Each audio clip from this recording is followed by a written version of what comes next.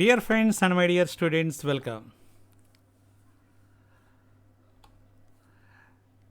Look at the picture.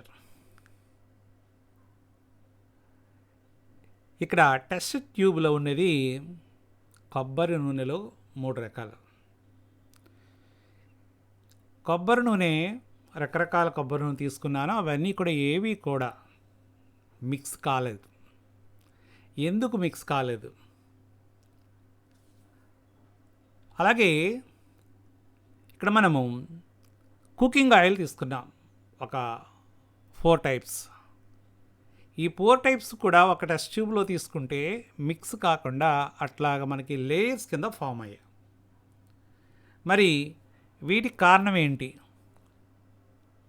ఇవి తెలుసుకునే ప్రయత్నం చేద్దాం.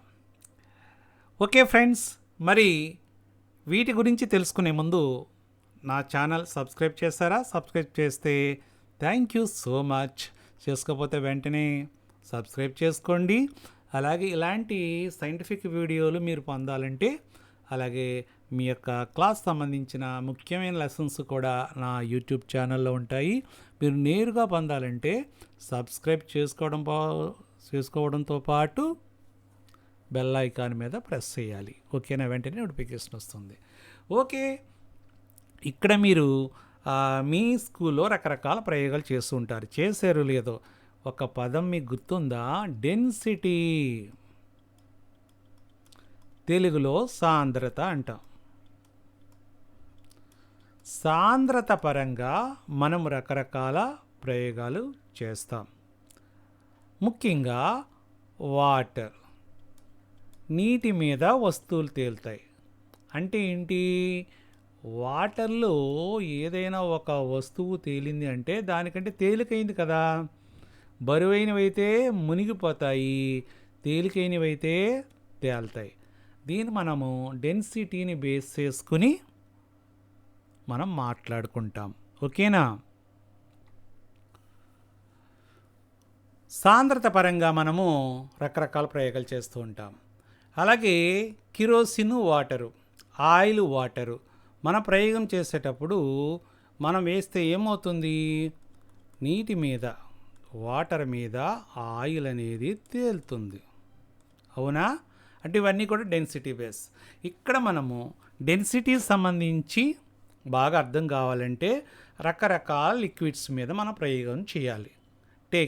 ఇది చూడండి, నేను ఏం చేశాను దీంట్లో. సిరప్ మనము వాడుతుంటాం కదా దగ్గొచ్చినప్పుడు గట్టాని, అవి అలాంటి సిరప్లు థిక్గా ఉంటాయి అవి కదా. ఓకే, అలాగే డిష్ వాష్ మనం చేసుకుంటాం కదా. డిష్ వాష్ వంట పాత్రలు కడగడానికి వాడే లిక్విడ్ అనమాట. అలాగే వాటర్, అలాగే ఆముదం, మంచి నూనె, కొబ్బరి నూనె, ఇలా రకరకాలు. అయితే ఇవన్నీ కూడా తీసుకున్నప్పుడు మనకి రకరకాల లేయర్స్, పొరలుగా ఏర్పడ్డాయి. మరి ఇలా పొరలుగా ఏర్పడడానికి డైరెక్ట్గా మీరు పొరలుగా ఏర్పడాలంటే ఫస్ట్ ఏం చేయాలన్నమాట? తీసుకున్న పరీక్ష నాళిక వెంబడి ఒక లిక్విడ్ తీసుకున్న తర్వాత రెండో లిక్విడ్ వేసే ముందు ఇలా అంచు వెంబడి వేయాలన్నమాట. వేస్తే ఇవి ఇంకొక లేయర్ కింద వచ్చేస్తాయి. ఒకవేళ డెన్సిటీ ఎక్కువ ఉంటే కిందకు వచ్చేస్తుంది, తేలుకుంటే పైకి వస్తుంది. కానీ మనం అంచు వెంబడి వస్తే చక్కగా లేయర్స్ ఇక్కడ మనకి ఫామ్ అవుతాయి అన్నమాట లిక్విడ్స్లో. ఇది గుర్తుపెట్టుకోవాలి. ఓకేనా? ఈ విధంగా ఇక్కడ మనం గమనిస్తే కిరోసిన్ కొబ్బరి నూనె మీద తేలింది. అలాగే ఇక్కడ మంచు నూనె ఉంది. అంటే మంచు నూనె మీద కొబ్బరి తేనె. అంటే డెన్సిటీ పరంగా ఈ 3 చూస్తే మనకి ఏమనిపిస్తుంది అనమాట? మంచు నూనె డెన్సిటీ, సాంద్రత ఎక్కువ, కొబ్బరి నూనె కంటే కిరోసిన్ ఈ విధంగా తేలుతుంది అనేది. ఇలా ఈ విధంగా ఇంకా ఆముదం తిక్కుగా ఉంటుంది, మనకు తెలుసు. డెన్సిటీ ఎక్కువ ఉందని మనకు అర్థమవుతుంది. అలాగే వాటర్, డిష్ వాష్, సిరప్, ఈ విధంగా రకరకాల డెన్సిటీని బట్టి ఇంకా మనకి క్లారిటీగా డెన్సిటీ బేస్ చేసుకుని ఏం ప్రయోగం చేసాము? ఓన్లీ కుకింగ్ ఆయిల్ తీసుకున్నాం. కుకింగ్ ఆయిల్ అనేవి అన్నీ కూడా ఒకే డెన్సిటీ ఉండవు, ఒకే రకంలో కూడా ఉండవు. అదేంటి చెప్తాను. ఉదాహరణకు సన్ఫ్లవర్, ఇక్కడ నేను 4 టైప్స్ తీసుకున్నా. ఏంటవి నువ్వుల నూనె, సన్ఫ్లవరు, వేరుశనగ, పామాయిల్, పీనట్, సన్ఫ్లవరు, సెసమమ్ ఇవి తీసుకున్నప్పుడు ఇవి ఇలా జాగ్రత్తగా చూడండి. మొత్తం మనకి 4 లేయర్స్ అనేవి ఇక్కడ ఫామ్ అయిపోయినాయి. తీసుకున్న ఏవైతే తీసుకున్నామో ఇలా 4 లేయర్స్ కింద రకరకాలుగా ఫామ్ అయినాయి. అంటే ఇక్కడ ఒకదానికొకటి డెన్సిటీ తేడా ఉందన్నమాట, డిఫరెన్స్ ఉంది. అంటే ఇక్కడ అయితే నేను తీసుకున్న వాటిల్లో ఇంచుమించు అక్కడ మన నెట్ని బట్టి అంటే వీటిలో కూడా కరెక్ట్గా ఎగ్జాక్ట్లీ ఎంతే ఉండదు.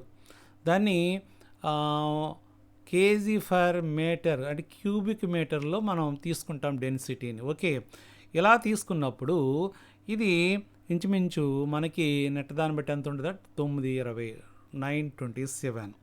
సన్ఫ్లవరు ఇంచుమించు 916, రఫ్గా నియర్గా ఒకటి అటు ఇటులో ఉండొచ్చు అనమాట.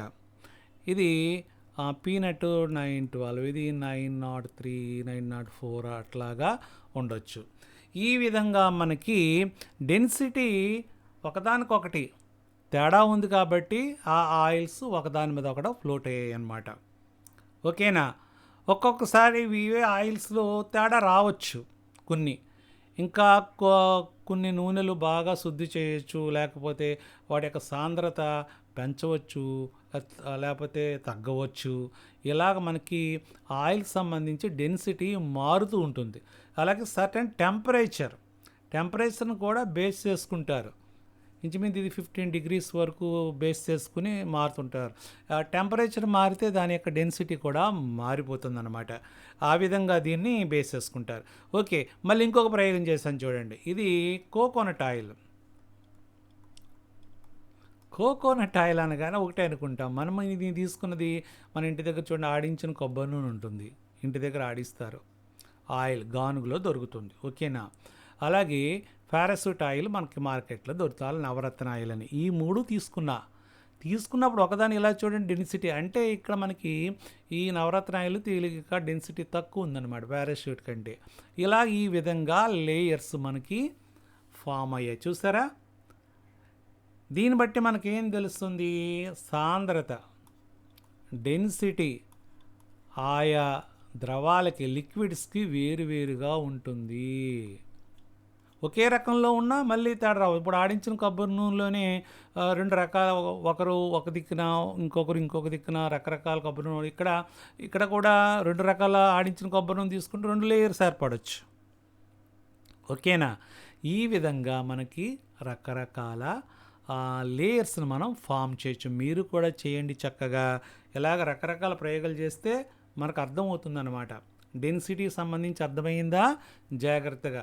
ఇక మనకి టెస్ట్ ట్యూబ్లో మాత్రం చాలా జాగ్రత్తగా అంచులు వెంబడి పొయ్యాలి, అప్పుడు లేయర్స్ ఏర్పడతాయి అన్నమాట. ఓకేనా.